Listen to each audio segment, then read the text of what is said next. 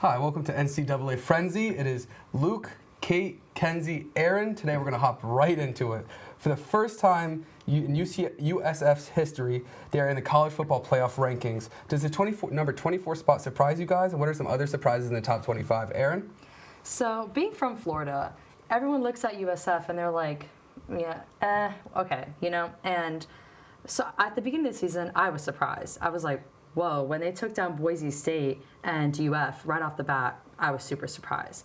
But now I'm not. I mean, I think they deserve it. They're 7-2. Their only losses being to Miami and Memphis. Memphis was just a fluke. Miami at the time was ranked number 5, and it was at Miami.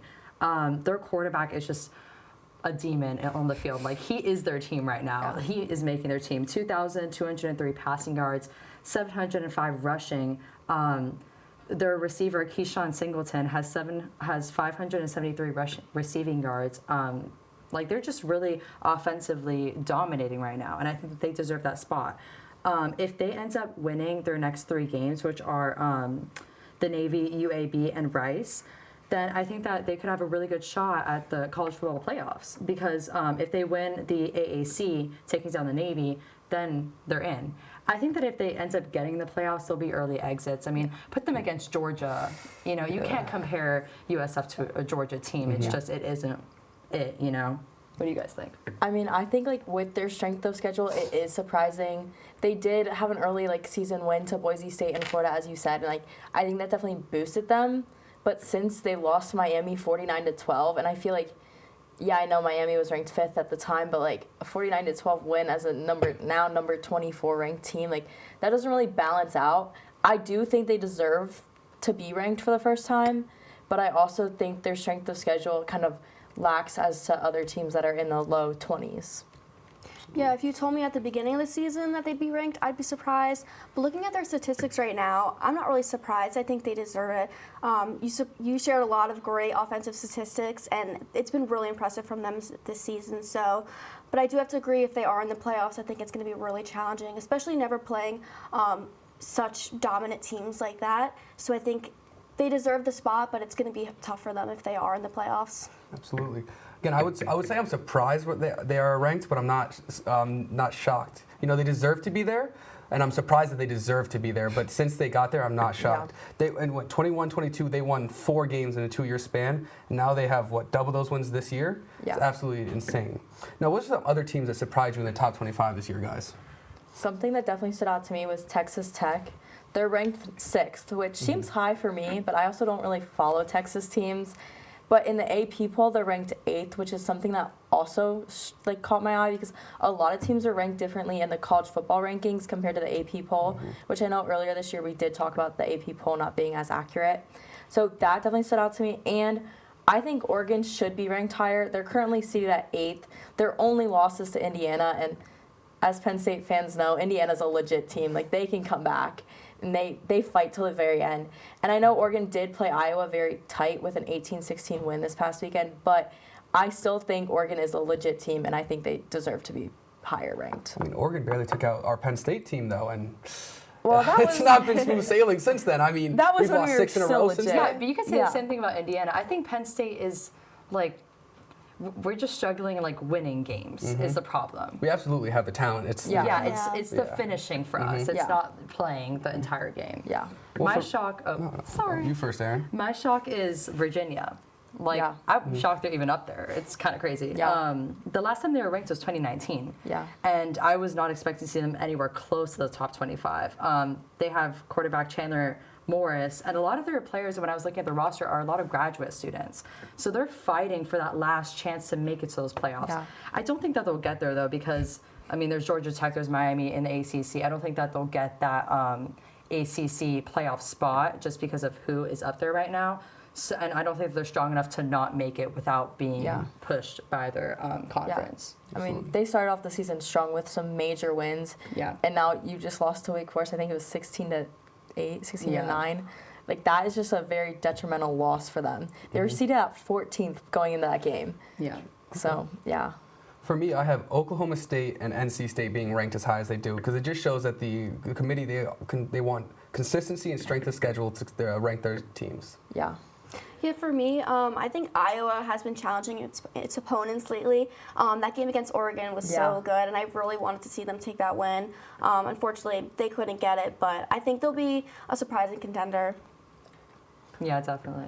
All right, moving on. Now we have Nebraska volleyball remains the only undefeated team. Do you expect this to last?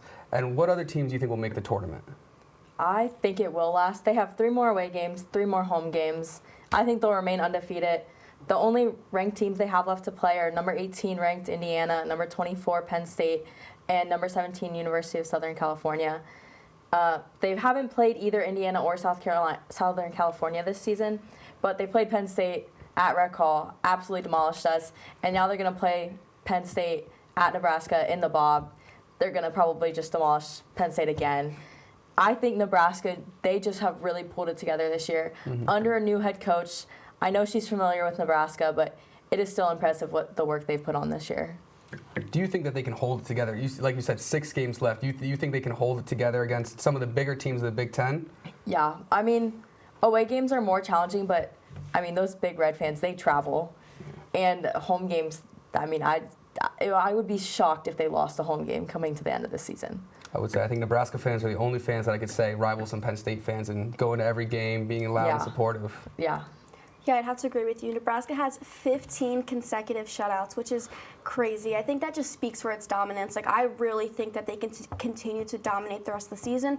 However, Kentucky will definitely challenge Nebraska. They almost beat Nebraska early on in the season, and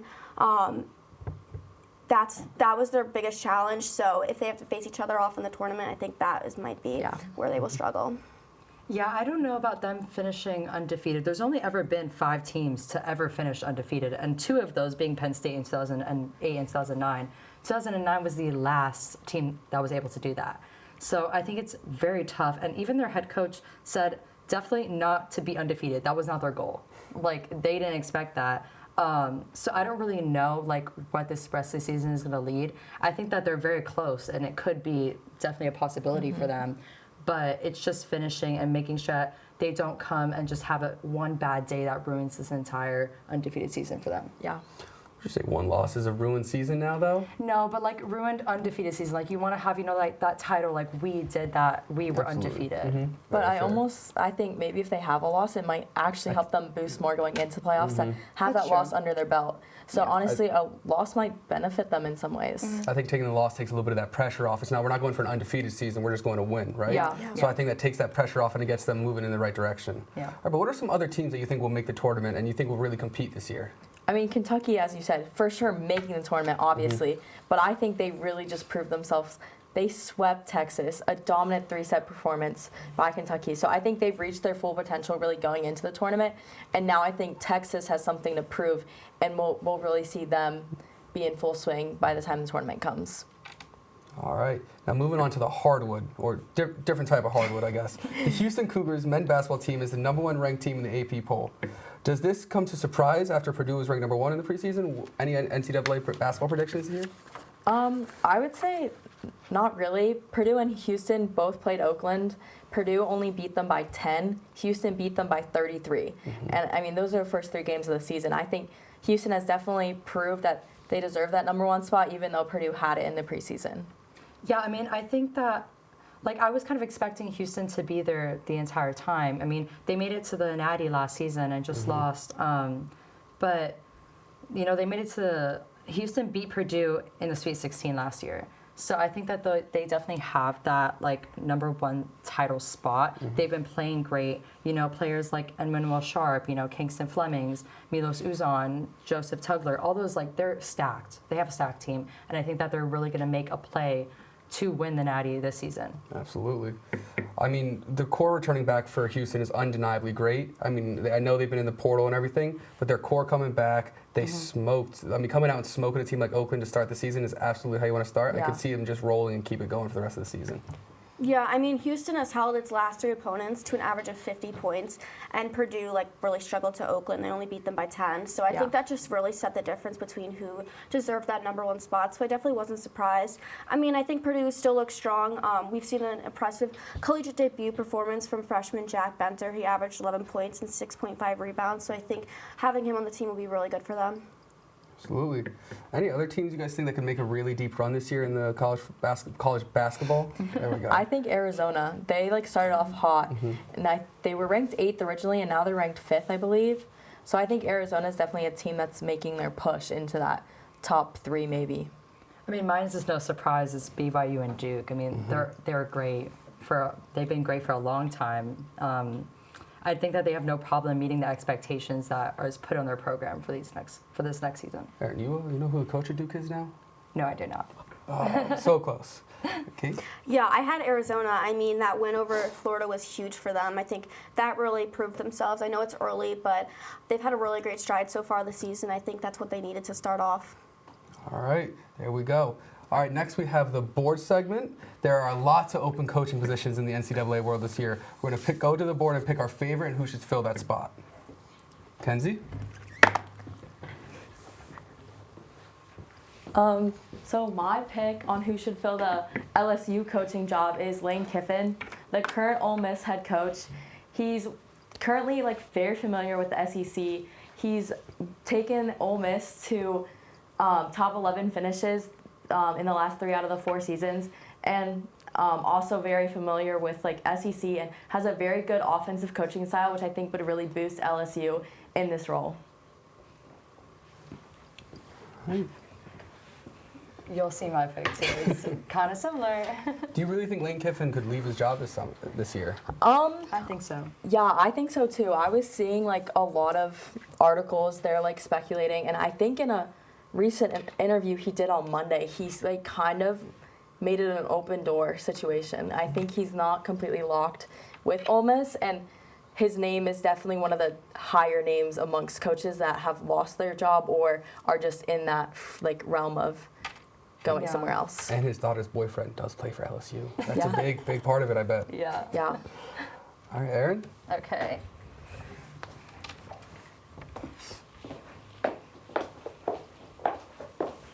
My pick is also going to be Lane Kiffin, but for Florida. Go and watch Swamp Kings on Netflix if you haven't already. If you go watch that documentary, 2000 Florida football was just undeniably just tough, strong football. And they haven't had that really since Urban Meyer left. And I think that Lane Kiffin's personality, his style, could really bring that. Go watch some of his post-game press conferences, and you know what I mean when I say that. He's not afraid to tell it like it is. He's not afraid to call people out. So I think that really taking that type of style into the locker room at Florida with the talent that they have this year really would just dominate. And I think that would take Florida to the next level and back to where they were in the 2000s.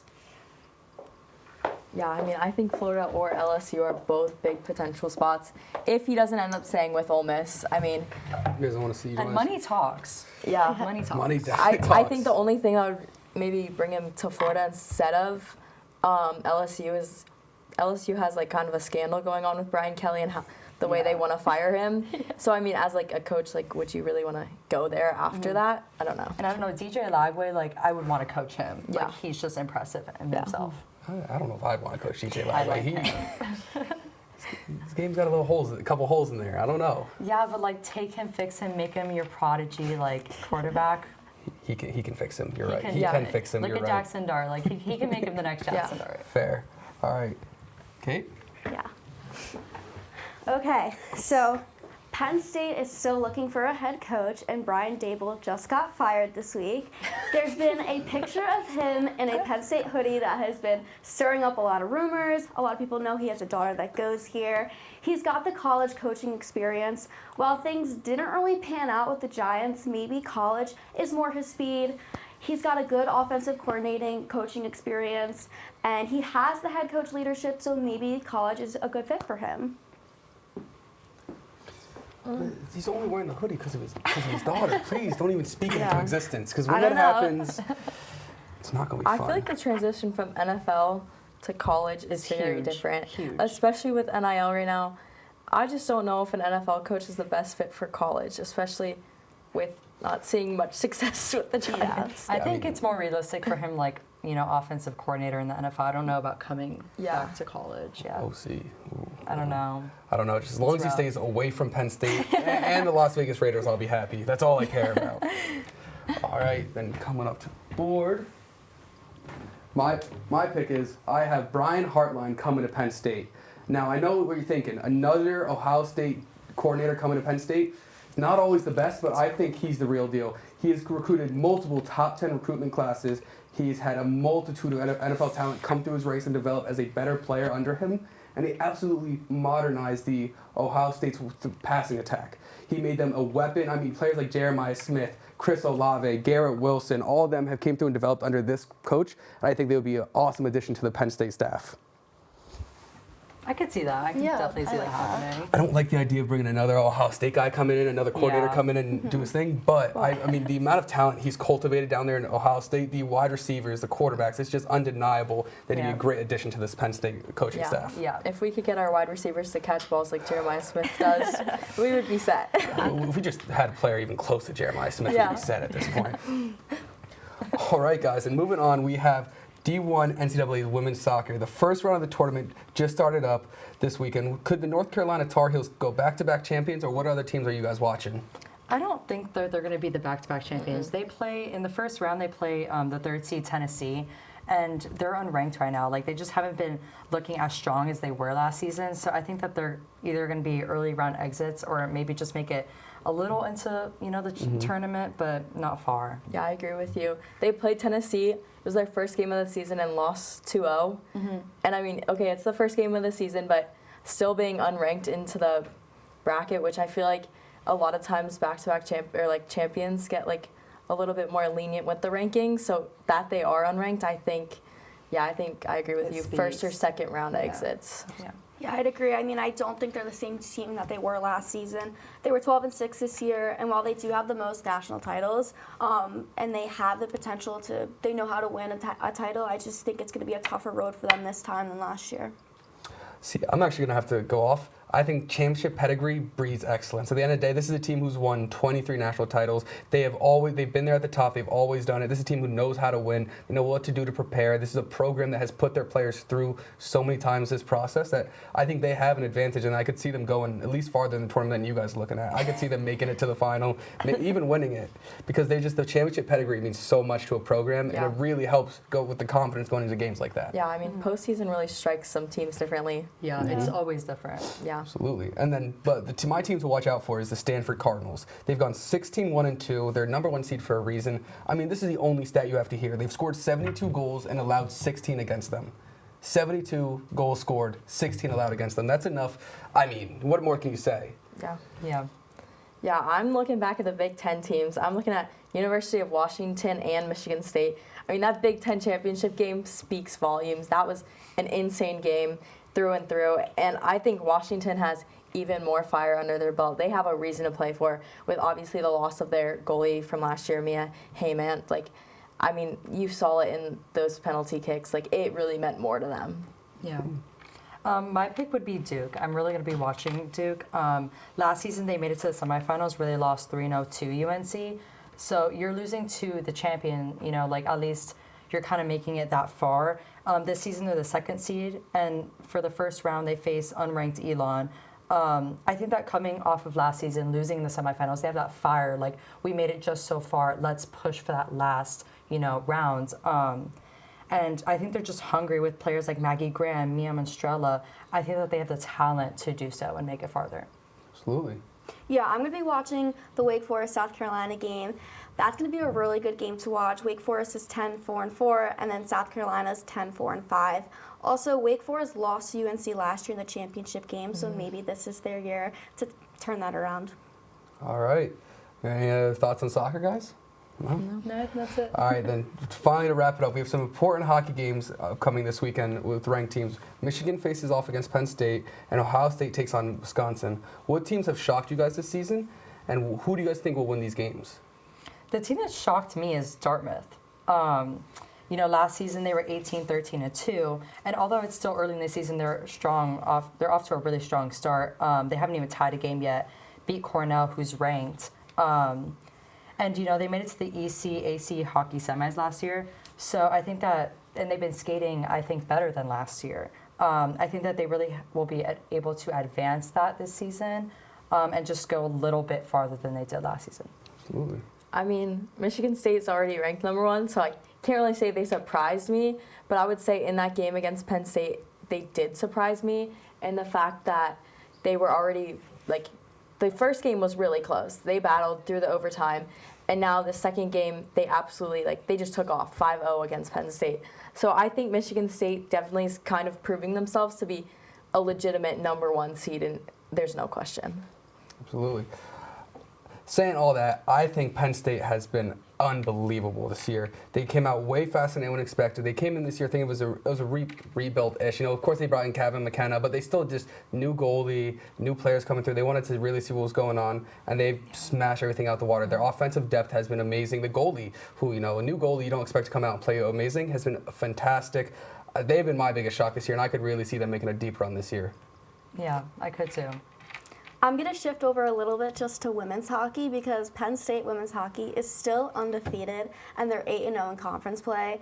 I just think they've been a really dominant team this season, and they're hosting Syracuse at home this weekend. I think that should be another win that they can get, but they've gone this far in the season with being undefeated. I think that maybe they can hold that undefeated season. Talking again about how you said Penn State, even with Gavin McKenna coming, I was a little I don't know how this is going to play out because players who come in with such high expectations, either sometimes flop or then there's tension in between the team. I think that they've worked that out beautifully. I think that it's really showing he's sharing the puck and he's playing great on the ice. And even with the new goalie and everything, everything is looking how it's supposed to look, and it's still early. I think that they definitely playing Michigan, playing number 3. I think they're going to take that. I think they'll do it. I mean, it's in Pagula. Pagula is, known to be such an electric environment itself in college hockey. I think that they really have that advantage. And just, I think they'll be able to do it and go far in the season. I think my favorite part about this Penn State team, though, is the fact that Gavin McKenna isn't even scoring that much. He's just facilitating plays so well. So as soon as he gets really comfortable and starts scoring as well, it's going to be a different beast, that team. Yeah, I agree. All right, then we got a little bit more time. So I want to know, what do you guys pick for the college national championship in football this year? You guys have any teams that you really think could jump out and make it all the way? I think, honestly, Indiana. I'm rooting for them. Indiana? Yeah. Oh, really? I'm rooting for them because they've just been so dominant. Fernando Mendoza, just look at him, He's a Las Vegas Raider written all over his face. He is playing amazing. And look at what happened. I mean, they did kind of struggle against Penn State. Penn State's unranked. It's a conference game, and that last drive, the way that they were able to come back, everyone thought the game was over. You saw the security lining up because people were going to rush the field. You saw that security. Yeah, security was lined up the entire stadium. Everyone thought it was over. And then all of a sudden, Fernando Mendoza, they all lock in and all those great catches, the toe, the control he had with his body. I still don't believe it's a catch. No, I don't know how else to explain. It is a catch, but I don't believe it. I just don't believe it. I watch it over and I don't believe it. I was trying to think in his mind when he's catching the ball, what is he thinking? I gotta skirt my toe under there. He's just happy to have a great time that night. Honestly, he's I made the catch. We're having a great time tonight. Because That's all I could I think. kept looking up and I was like, that was not a catch. And then they zoomed in and I was like, oh. He caught that. That was clear. Well, and because they called it a touchdown on the field, there was no way to overturn it. That is the best call I've ever seen 100%. in my life. Yeah. The ref to sit there, see he got the foot down, and be like, you know what? Touchdown. Yeah. Best on-field call I've ever seen. The ref even gets some props, actually. Ref, that's for you. Honestly, that was really impressive because I think had he called that not a touchdown, incomplete, it would not have withheld. Yeah. Absolutely. So for me, my favorite pick to win the Natty this year has to go back to the great Alabama. I think they're just. Have you watched them play this year? Yeah. Ty Simpson. I know you're talking all about Fernando Mendoza. Ty Simpson looks like the real deal. I went down. I watched them play down when they played Tennessee in Bama. And they look like a real deal football team. I mean, they were able to move the ball at will. Their run game has been a little suspect this year, but I assume as soon as the season gets into the harder parts, they'll be able to lean on the run more and more. Personally, I gotta say Ohio State. Yeah, of course. As hard as it is, Penn State could not keep Jeremiah Smith contained. I have yet to see a team keep him contained. Jeremiah Smith will truly just demolish any defense he goes up against. Isn't he only a sophomore still, too? Yeah, I think so. He's insane himself. Like, if I'm lining up against him on defense, I'm running away. Like, I'm scared. First of all, it's double teams only. Double teams only. We tried that. And it still Oh, didn't work. exactly. That's the problem. So maybe if we get their offensive coordinator, he can slide over here too. I don't think so. Probably not. No. To sit here and say he's going to hold the Triple Crown in Ohio State's receiving history books, it says enough. I mean, if he's going to hold the touchdowns, receptions, and yards leader, it says enough about what type of player you are. Yeah. My favorite pick to win would also have to be Indiana. I'll always say it. They're an underdog team, which makes it so easy to root for them. I'd love to see them make a run. Although playing Ohio State, I think would be really challenge them, especially since we challenged them. But like you said, I didn't think they were going to come back. I was ready to storm the field. And all of a sudden, when they made that catch, the student section literally went silent. Like, everyone was in disbolief. I couldn't believe it. I was getting flashbacks from the whiteout. You guys still go to the games? That's crazy. I vowed off going to Penn State games for the rest of the year. It just breaks my heart a little bit more every single time I go. I had to sell my soul like, to get to that whiteout game, and after that, I've refused for the rest of the season. It's absolutely I would have rather unbelievable. them blow us out because we got our hopes up. We thought we had it, and then we just lost it. Like every single time that we think we're gonna win, it's just something happens. What have we lost 6 in a row? Yeah. Yeah. The season's over, man. Just I don't know. We're hockey school now. Gavin McKenna to the chip. And if we don't beat Michigan State this weekend, there's no chance we can get into a bowl either. I don't even want a bowl game. Do you want to watch us lose a bowl game? No, it's going to be a bad bowl anyway. Oh no, the Tostitos bowl. No. The Mayo Bowl. We can't win it. What are we going to do? All right. Still have a couple more minutes left, though. So I would like to ask you guys, what are your some dark horse playoff teams you have? Someone you can see just sneaking in, and because I already have my answer, and that's going to be USF. I think they're going to be able to sneak in. They're going to win. They're going to win their conference somehow. ACC is over. They're going to win their conference. They're going to get in, and they're going to get smoked. Bad the first round. That's all. That's what I know. Well, they can definitely make it into the playoffs. Their the rest of the season is not challenging. Their only really challenging game is the Navy, and the AAC isn't that challenging itself. So making it into it, I don't think it's going to be their issue. I saw a bracket a mock bracket. A mock bracket today. If they were to be in it right now, they would go up against Georgia first round. I think that's it for them. I think call it wraps, you're out. Next game. I think we could see UVA possibly sneaking in there somehow. I think Miami tends to fall out towards the end of the season. So I think we could see UVA, as long as they continue and can rebuild off this Wake Forest loss. And maybe this loss will help them kind of get back to that mindset from the beginning of the season. They might be able to sneak their way in there. I'm hoping Vanderbilt can make it far. Yeah. Don't tell me you like Diego Pavia, too. Oh, my God. I'm rooting for him. No, he sucks. He's the worst person. He's Johnny Manziel if Johnny Manziel sucked. I hate that dude.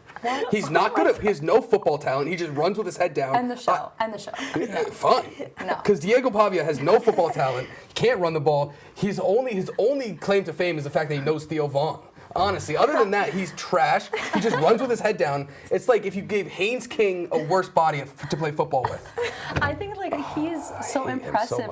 He's not tall for a quarterback, and he just plays so hard. Oh my God, he has heart. Let's let him win the Natty. I can't even get into it. You're gonna get me so mad. Oh my God. He plays with heart. Oh my. What is Rudy your favorite movie too? No, actually. Oh. Okay.